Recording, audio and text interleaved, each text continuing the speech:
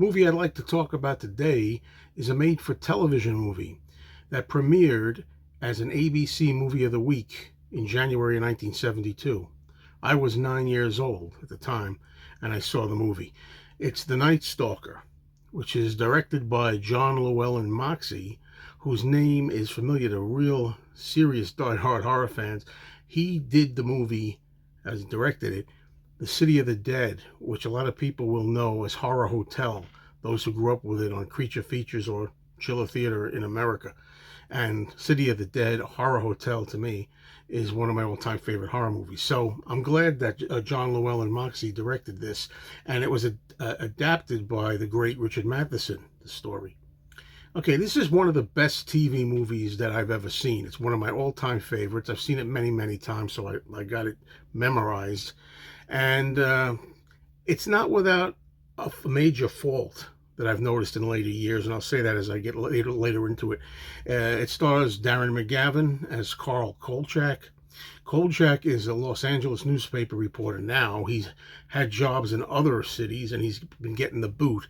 He keeps getting fired because, as a reporter, he's nosy, he's tough and dedicated. He's really a good reporter, but he'll go to any length to get his story, to the point where he really annoys his bosses and embarrasses them, and eventually has to be fired and try his luck again in some new stomping ground. So now he's in Los Angeles, and he starts noticing that there's a series of women that are being murdered, and they're being drained of every drop of their blood.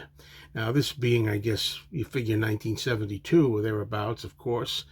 They don't jump to vampires right away, but eventually Kolchak starts to believe that they have a real live modern-day vampire. No Bela Lugosi, nobody from the old movies. This is the real deal. There have been a bunch of movies like this, right, where they try to bring the vampire story up to date in a modern setting. This is one of the best ones of them, for my money.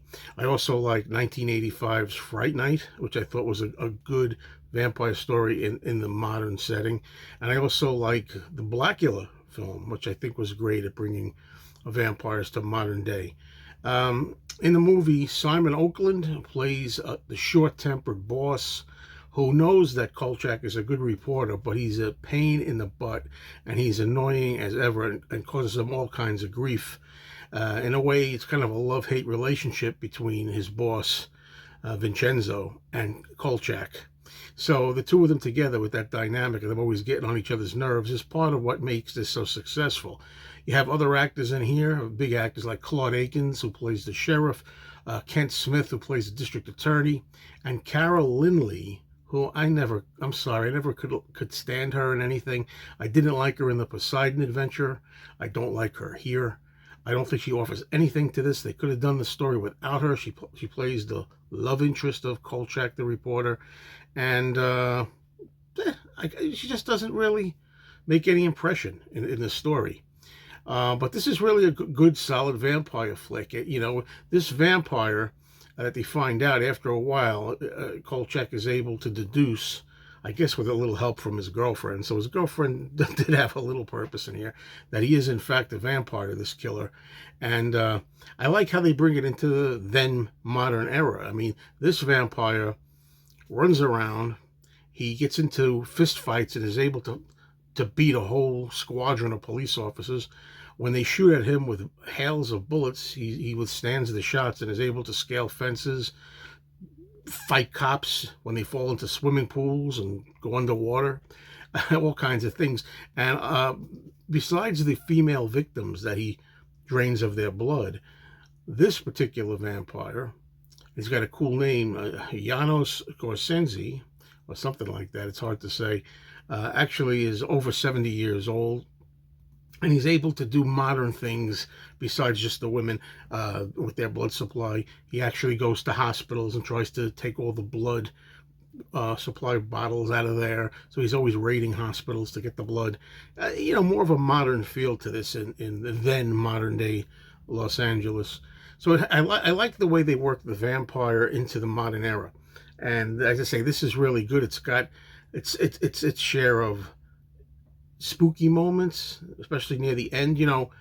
I saw this on TV when it premiered with my mom, and I remember us both being on the edge of our seats and very much, suspenseful and nervous during an end scene when Kolchak, the reporter, is at the house of the vampire and he's hiding in a closet hoping he won't be discovered.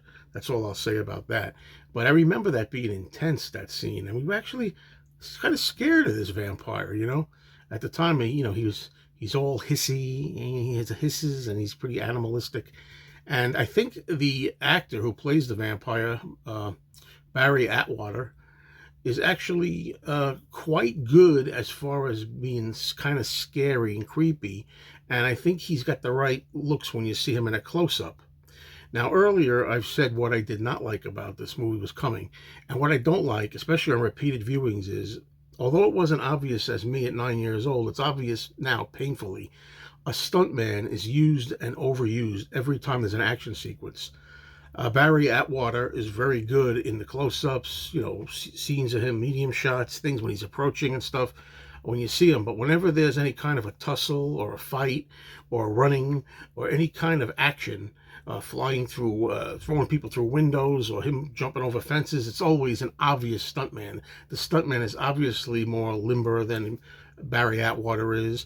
And every time you see this stuntman vampire running around, his hair is flying everywhere, all loose and everything. And every time they cut to a close-up, the vampire, Barry Atwater's hair is, styled with hairspray. It's all plastered down. But then another scene of him punching and fighting, it's flying around again. So that's a shame, because these days when I watch this, it takes me right out of the picture, unfortunately, because this is a really good vampire movie for the budget and for the TV presentation, and the actors are good. Good interaction between them. Everything's good. It's just that what brings me down at this age when I see it is, as I say, the really all too obvious stuntmen in this. If you're going to use a stuntman to do all this, why not just have a stuntman play the vampire? Period. Okay, this film, The Night Stalker, was followed by another made-for-TV movie, the second one, The Night Strangler, which is kind of the sequel, so to speak, to this. And then later, as a lot of people know, there was a very short-lived television series that didn't last long called Kolchak, the Night Stalker.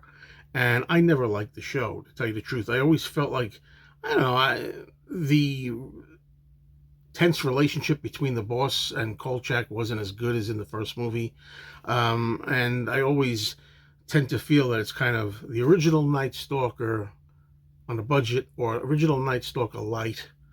It just, nothing in the TV series matches, or let alone surpasses, the original Night Stalker pilot, if you will, film. We call it a pilot now in retrospect. It wasn't at the time, I don't believe. Anyway, those are my feelings on The Night Stalker. Definitely worth a watch. But look out for that vampire stuntman. That could be an alternate title for this.